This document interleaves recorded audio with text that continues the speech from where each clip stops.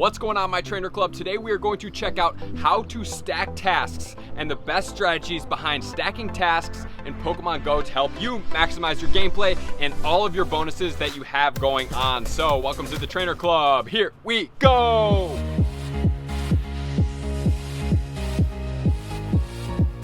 Welcome everybody, and let me know in the comments, as always, I love to hear your guys' opinions. Do you use the ability to stack tasks in Pokemon Go? I am very curious to see how many of us are actually utilizing stacking the tasks in Pokemon Go to make sure to help you maximize when the time is right. So today we are going to get down the top strategies to help you maximize on stacking tasks in Pokemon Go. So let's do it. Before we begin, if you haven't subscribed, make sure to hit that subscribe button to stay up to date on all of my current content, because we have a lot coming up in the next couple months, and it is going to be a good time to be a Pokemon Go player, especially with the Trainer Club. So here we go. We are going to get down the stacking tasks. So if you guys do not know what stacking tasks are, this is the concept behind stacking tasks. So typically when you go into your gameplay and you're going to claim a reward, right? And we're not talking about items, we are talking about Pokemon. So let's say you did catch 5 water type Pokemon and it's going to be a seal. So what you do is you go into your tasks, you click that one to see it. Once it pops up, you have a couple options here, whether you knew or didn't know about it. You can do 1, obviously catch it. You can 2, run from it. Or you could 3, give it a berry and then run from it. When you give it a berry and run from it, that is going to be a stack your task. So we can have up to 100 slots stacked up in our task quests, meaning we can have 100 Pokemon that we ran away from sitting in our task quest. The only problem is you do not have the ability to know how many tasks are stacked up there. So you at least have to be a little conscious of how many you have in there, unless you don't really care and you're gonna use one of my strategies that only is applicable to the event bonuses rather than it is to the rare Pokemon. So before we get into the strategies, I am going to give you some of my pros and cons of stacking tasks. So my first is going to be my pros. So my pros is that you can stack tasks easily. If you're in a rush, you're in a time crunch, maybe you're doing something, you wanna claim a reward and you don't really wanna catch that Pokemon right now, you can claim it and run, and then you are on to the next thing. If it's in between a raid boss, or maybe you just don't have very much time to get into a game one day because you're busy, you can just claim it, run, and it is stamped in there. So the next time you go to claim the rewards, you will not be able to get this task as a reward stamp. It's already been claimed, it's sitting in your stack. Here is my other pro. So you can theoretically have 4 slots. The top one is all the stacked tasks. This one will not count. You know you have tasks stacked when you have 3 other slots sitting below that top one that has already been orange claimed, right? So you can have up to 4. So there's my other pro. My third pro is going to get into the tips. We will get to that in a little bit, but it can help you out with event bonuses. Super, super awesome. And on the flip side, my con is that you cannot navigate through these tasks. It is going to be in the order of which one you have run from. So if I ran from one right now, let's say it is catch dragon type Pokemon for a Dratini. That is going to be the first one. If I run from another one afterwards, it's going to sit behind it. And sequentially, it will keep sitting behind it. So if I accidentally ran from, like, let's say a shiny Onix, just for example, and it was like my 10th time I've done this in my stacked tasks, in order for me to get to that Onix, I have to catch every single Pokemon in sequential order that I ran from until I get to that Onix. So that is con number 1. And then con number 2 is that you cannot navigate how many you have. So you just have to take these things into account, because you can only get 100. After 100, it's gonna start deleting them. So you have to take all of these things into consideration, but here's the thing. I think it can maximally help you out on event bonuses. And we are going to get into my top tips to help you stack tasks, and there are a couple reasons why you would wanna stack tasks. So my number 1 is going to be help you get other tasks done. The reason why I say that, so let's say for catch a dragon type Pokemon, as I've already given you the example for, it is going to be a Dratini.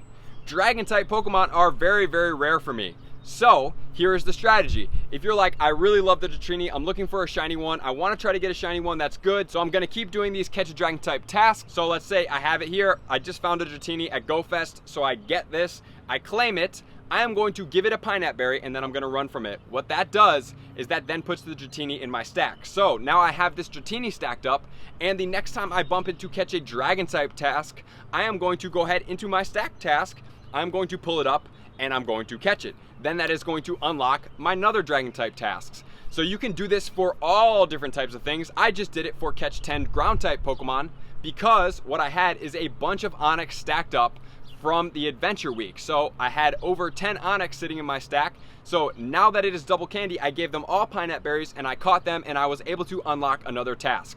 So using tasks stacked up with a specific intention to then get other tasks is an extremely useful way to take those rare tasks and get them going. And my tip number 2 is going to be to use them to fill time during events. What I mean by that is, let's say you are doing community day, right? And let's say you are walking by foot, so you don't have a ton of spawns as you would if somebody was driving you around. Because when you are being driven around, you literally cannot stop clicking on whatever community day Pokemon there is. It's literally catch it. As soon as you get out of the catch screen, boom, there's another one. You just have to keep going, keep going, keep going. But if you are walking and you're not in the most densely populated area like a Lincoln Park Zoo, sometimes there will be slight lulls. And let's say you have a Stardust bonus for this event. You want to maximize on your Stardust. So what you're going to do is you're going to have a bunch of tasks stacked up. I would suggest doing maybe 30, 40, 50. So when you are walking, let's say you have lures, and then there's maybe like half a block before you get to another group of 4 lures. You can catch, and instead of just walking that quarter block or half block or whatever the distance is without doing anything, this is when you start utilizing catching your tasks. Because you can have your star piece on, or your lucky egg, or your Pinette berries, or whatever the event bonus is that you are doing right now.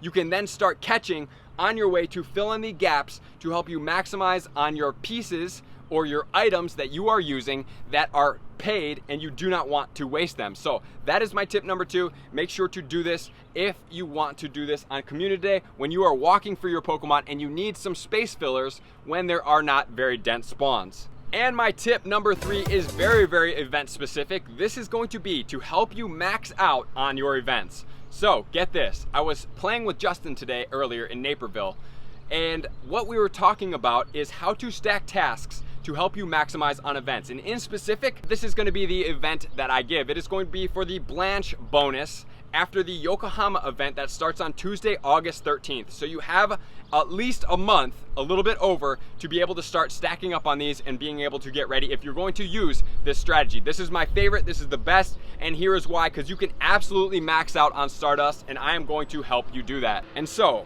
I just want to point this out, make a little disclaimer. If you are getting to this bonus, and it is either after this Yokohama one or it is after these types of tasks, this can be applied to any event. You can just start saving up knowing that at some point there will be a Stardust bonus, whether it be community day, whether it be anything else, there will always be a Stardust bonus. So here it is. You are going to find all of these stops that have the second evolution Pokemon in them. The reason why I say second evolution is because you are going to get 300 Stardust per catch. Right? So 300 Stardust per catch. You're like, man, that's not that much.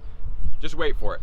So here we go. We are going to then go for these tasks. So this is going to be what they are. So use 5 berries to help you catch Pokemon is going to be a Weepin' Bell. That is a second evolve. Use 5 Nanab berries to help you catch Pokemon is going to be a Swalot. And then use 10 Pinette berries to help you catch Pokemon is going to be a Loudred. And you might be thinking, I don't really want to catch these guys. Here, wait for it. We're going to get there. We're going to do 2 more tasks that are active right now that are going to help you get some more Stardust. So the other 2 are going to be send 10 gifts to friends for an Executor, and we are going to be able to catch 5 fighting type Pokemon, which is going to get you a Breloom. So we have 5 options right here. Some of them are pretty common, and some of them you may not want to catch. So here's the catch. Ready? So for the Yokohama event, we have 3 times catch Stardust, which is huge. So we have 300 as a base. Times that by 3, we have 900. We can stack up to 100 tasks in our stack task list. So that means we can have 100 second evolve Pokemon sitting in our tasks. And the reason why this one is pretty easy because you don't really have to count, because who cares if you go over 100, right? You're not missing out on anything rare. You're not missing out on anything cool. It's like these Pokemon are just somewhat mediocre anyway. So when running from these, you could either give them golden raspberries, which would help you catch them faster. Some of them are a little bit difficult to catch. Or you could give them a regular raspberry, or if you want more candy, you can give them a Pinette berry. So we have 300 as a base. We have then times that by 3, which makes it 900. We are using a star piece, right? So we are going to get half of that, 1.5 times 900, which is going to be 450. So every single time you catch one, you are going to get 1,350 Stardust, right? Let's say you do 100, you're going to be able to do that all in 1 hour because the star pieces are going to be going for 1 hour during that event. Even if they're not, you can have 30 minutes. I'm sure that you can catch 100 Pokemon in 30 minutes. That is catching about 3 Pokemon a minute. They're in the tasks. You don't really have to do much. If you're quick catching, you can definitely do that. Make sure to check out my quick catch video up here if you need to check that out. So back to it, 1350. We are going to times that by 100. You are going to get 135,000 Stardust for a 30-minute interval, and that's only if you can only catch 100. That means only for that stack. Once you're done with the stack, if you still have time left on your star piece and you're in a downtown area, you can go start catching more Pokemon. If you have your plus running in the background, in between these tasks, you could be catching some Pokemon. So you can max out on this and help you maximize on the Stardust. That's why I'm saying this stack task for the event is going to be super, super crucial, and I think Stardust is the best time to do it because you get all these second evolution Pokemon, you stack them all up, meaning you ran from all of them, you have over 100 sitting in your bag, some of them are falling off, that's okay. Now is the time to start stacking your quests to be able to set yourself up for a Stardust event. And then you're like, well, what if I don't know the event is coming? When do you not need more Stardust? Stack them, have them sitting ready. As soon as the Stardust event comes, you can then go ahead and do that. So let's say you don't like Stardust. Let's say you want candy. Here's the thing, if you would have done this during Adventure Week, because I know you got a decent amount of Cranidos as well as Shieldons, right? You could just go ahead and start claiming those rewards right now using Pineapple Berries and getting 2 times the amount of candies. So instead of getting 6 with the Pineapple Berry for that Cranidos, you would be getting 12 candies with that Pineapple Berry right now. So that's why I'm saying you can take this strategy, you can utilize it. You can either save rares in there for a candy event, or you can save second evolutions, or even if there's third evolutions, like we had the Venusaur in the tasks, that would be even better. So that's why I'm saying max out on the stack tasks. Do it to your advantage. Use one of my 3 strategies. Number 1, you're using it to help you unlock other rare tasks, like the Dratini, catch a Dragon-type Pokemon. Number 2, you're using it to fill in the gaps at your community day. Or you could do multiples, because you could always save a Dragon-type Pokemon task and then keep hitting out the other 2s to stack it, right? So you could use multiples if it's sitting far back in your stack and you don't want to start claiming the front ones because you're waiting for an event. And then number 3, maximize on this on either rare Pokemon or second evolution Pokemon to help you maximize on either Stardust for the second evolution or the candy in the game. So that is what I want to bring to you guys. I think it's going to be super useful. You guys are going to love this. So thank you for tuning into the Trainer Club. If you guys have any comments, questions, concern, drop it in the comments below. I do my best to read all of them. Thank you guys for supporting me on Patreon, for everybody out there. And then also I wanted to say I appreciate you being a part of the Trainer Club, and I hope you guys are having a great time. Let's max out on these event rewards and be the best trainers we can be. Peace.